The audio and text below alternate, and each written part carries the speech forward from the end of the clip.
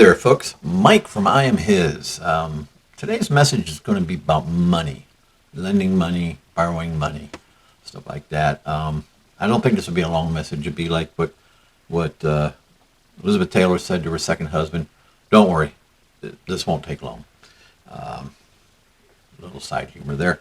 But anyway, let's first off, like I always do, let's read a few verses in the Bible to get a feel for what the Bible's saying. I'm going to start off with Romans 13:8.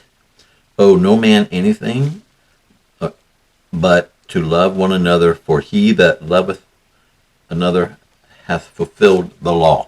All right.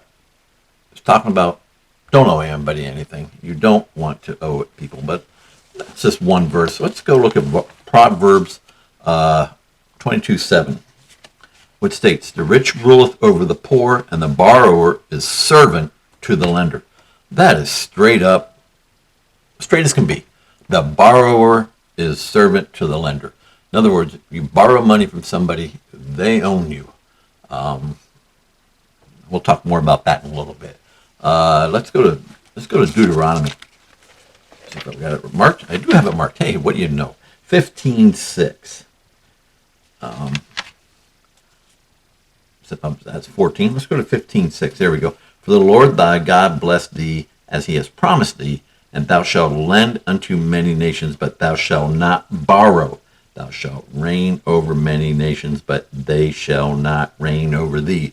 Again, they're talking about borrowing. You become slave. They own you. They control you. They have part of you. That's not good. Let's go to Book of Psalms, 37:21. If I find the right one. "The wicked borroweth and payeth not again, but the righteous showeth mercy and giveth." That one there is more on the line of, hey, you borrow, you better make sure. And that's part of the thing too. We got to be godly people. Honor. Our word should mean a lot. We borrow something, we say we're going to pay it back. Even if we borrow a hammer, we're going to bring it back. Bring it back in the same condition you borrowed it. Do not destroy it. And if you do, you buy them a new one. You replace what you do. You make it up to them. Don't just take advantage of your kind neighbors. And I got one more. This here is slightly little different, but it's really important. It's Proverbs 6:1-2.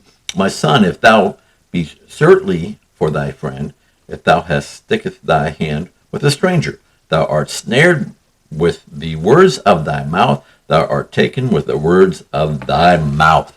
That is basically talking about co-signing.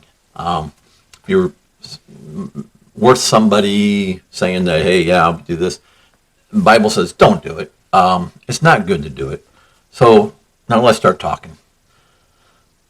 Everybody has, I wouldn't say everybody, but pretty much everybody borrows money somewhere down the line.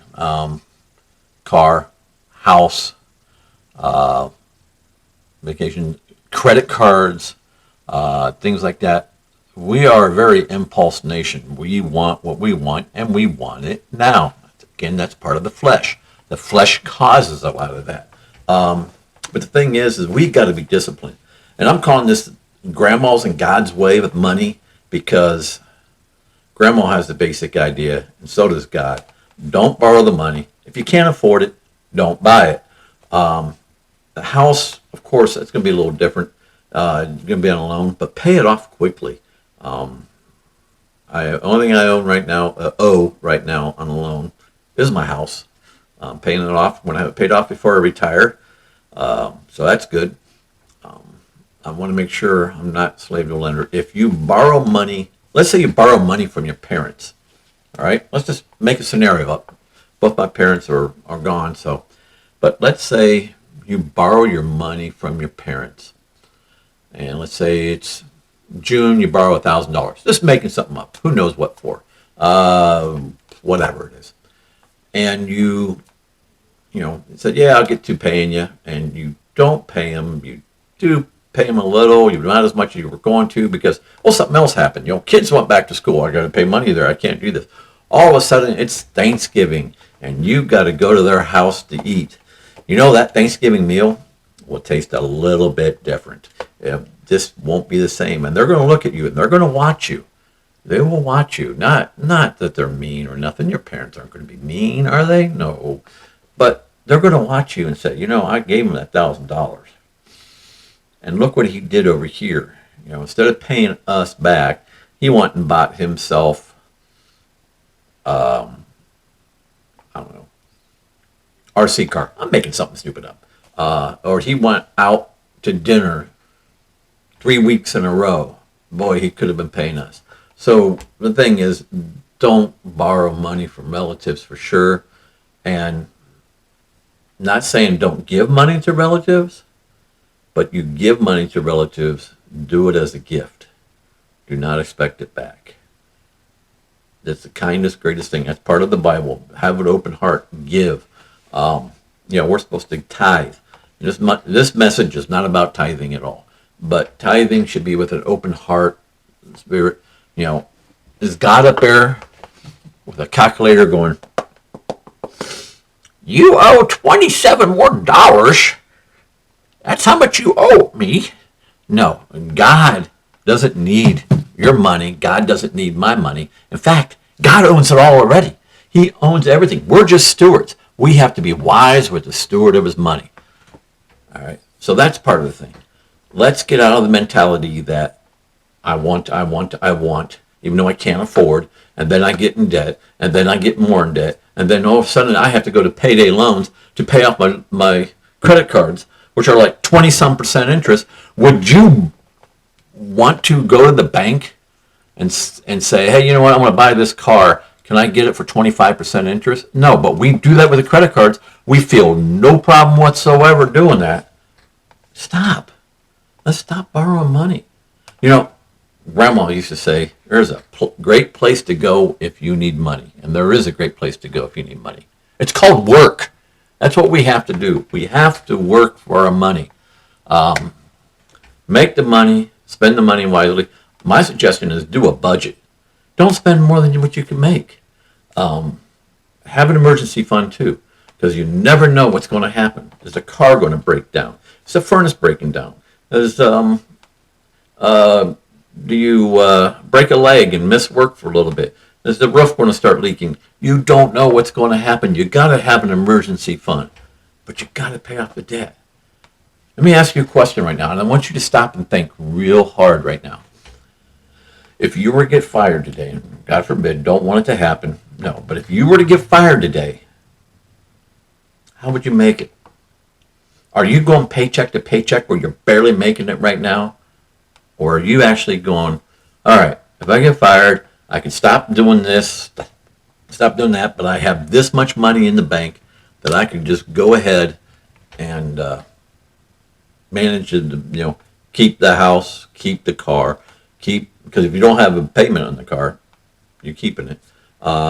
Keep food going, keep the lights on, go find yourself another job, all that stuff. And you want to set yourself up so when you retire, you can retire without worrying about every little penny that are you going to make it. You want to retire comfortable. I don't say I want to retire rich. You don't need to retire rich. You need to retire comfortable.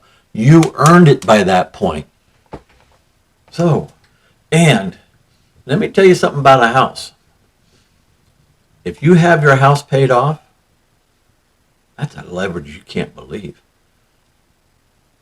I want to say right now that 100% of the houses that are paid off have never been repossessed. Stop and think. 100% of the houses that are paid off never got repossessed. So same thing goes with cars. Pay the stuff off. You have a guarantee. That's a little bit better sleep you got. You don't have to worry about losing your job. All right? So don't want bad things to happen to you. I hope God blesses you in more of the ways. We are seated in heavenly places already. That's the biggest rich we'll ever get. I don't care what else is going on. I'm better than I deserve because I deserve a devil's hell, but Jesus paid it all for me. Death, burial, and resurrection. Thank you, Jesus. So anyway, that's it. Like I said, wasn't going to be a real long message today. But I hope you understand what I was coming at for this. And if you have any prayer requests, let me know what they are. I'd be more than happy to pray for you. I got a prayer closet over there. Do a quick prayer for you, along with all the other ones I do. Praying, that's something that Christians should be doing all the time. Reading the Bible and praying. We should be doing that a lot more than we do. Either we don't believe it really works, or we don't want to take time to do it. I don't know what the root cause is, but God, you have the ear of God. The guy who created everything, holds it all together. You have his ear, and it makes a difference. So please, never give up on prayer. Never give up on reading the Bible. And I want to tell you right now, God bless you. I love you guys, okay? And hope you guys have a fantastic day.